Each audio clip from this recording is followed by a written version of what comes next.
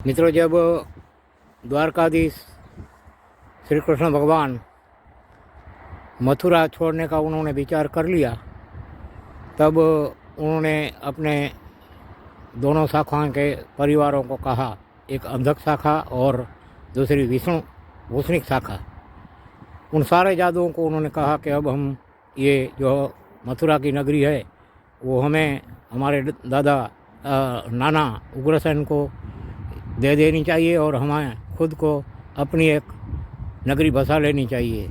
ये सोचकर उन्होंने मथुरा छोड़ने का विचार कर लिया और सारे उनके जितने भी दो शाखाओं के यादव थे और कालिया वंश के जो अनुयायी थे वो सब मथुरा नगरी से अपना सर सामान गाड़ों में, रथों में और जो पशुधन था वो लेकर मथुरा से ये आज का जो द्वारकापुरी है उसकी तरफ चल पड़े।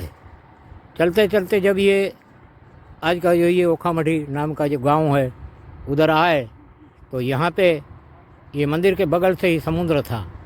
तो ये समुद्र चारों तरफ से ये जो द्वारकाधीश इधर आने के लिए आए थे, ये सामने वाले टापू में उन्हें अपनी नगरी बसानी थी। तो ये बीच में ये ओखामठी गांव और ये सामने वाला टापू जो है उसके बीच में 2-3 किलोमीटर का समुद्र था। तो समुद्र में तो कोई रास्ता नहीं था, तो उनके बैलगाड़े और उनके रथ और उनके पशुधन वो कैसे जा सकते थे। तो सारे जादुओं ने उनको कहा कि हे कृष्णा, ये तो यहाँ पे कोई रास्ता तो है ही नहीं, चारों तरफ इस बेट को, ये टापू को तो समुद्र है, तो हम इस समुद्र में किस तरह चल के जाएंगे। तो द्वारकाधीश ने कहा कि आप फिक्र मत करो, हम यहाँ एक समुद्र नारायण की मूर्ति मंगवा के इनकी यहाँ प्रतिष्ठा करेंगे और समुद्र नारायण को आह्वान करके कहेंगे कि आप हमें यहाँ कोई उस टापू में जाने की रास्ते की व्यवस्था कर दो। ये समुद्र नारायण की मूर्ति जो है उनकी उन्होंने प्राण प्रतिष्ठा की और ये जो सामने दिखाई देता है वहाँ पे, और द्वारकाधीश और उनके सारे परिवारों ने इनकी पूजा पाठ करके समुद्र नारायण को आह्वान करके कहा। तो ये द्वारकाधीश का ही रूप है समुद्र नारायण तो, लेकिन ये तो मानव लीला में था ना, इसलिए उन्होंने तो मनुष्य लीला से ही सर्व कार्य किया। लेकिन समुद्र नारायण को आदेश दे दिया कि आप हमें यहाँ से आगे का जो टापू है उसमें जाने के लिए रास्ता की व्यवस्था कर दीजिए। तो समुद्र नारायण ने द्वारकाधीश को कहा कि प्रभु आप यहाँ सो जाइए आज की रात, सुबह में आप जब जागृत होंगे तो यहाँ मेरे समुद्र के अंदर से आपको रास्ता मैं कर दूँगा। इस तरह कहा और सब सारे यादव लोग सो गए।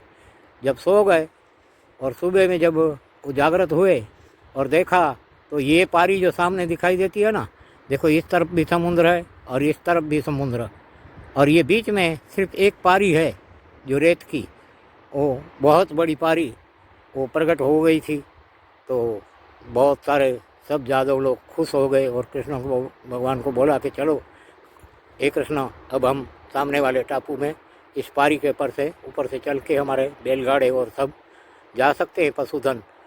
जब उन्होंने सब ने ये देखा कि समुद्र के 2 विभाग हो गए हैं, तो एक विभाग जो ये है इनको आज अरबी समुद्र हम कहते हैं, लेकिन उन समय में इनको दधिमंदुर समुद्र कहते थे।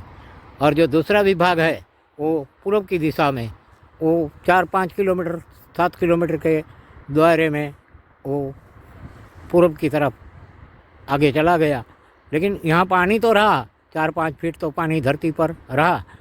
तो ये पारी पर ये सारे बैलगाड़े उनके चल के यहाँ से द्वारका के लिए प्रस्थान करने के समय हुआ, तभी वापस द्वारकाधीश ने और उनके परिवारों ने ये समुद्र नारायण की जो मूर्ति का स्थापन किया, उनकी पूजा पाठ किया।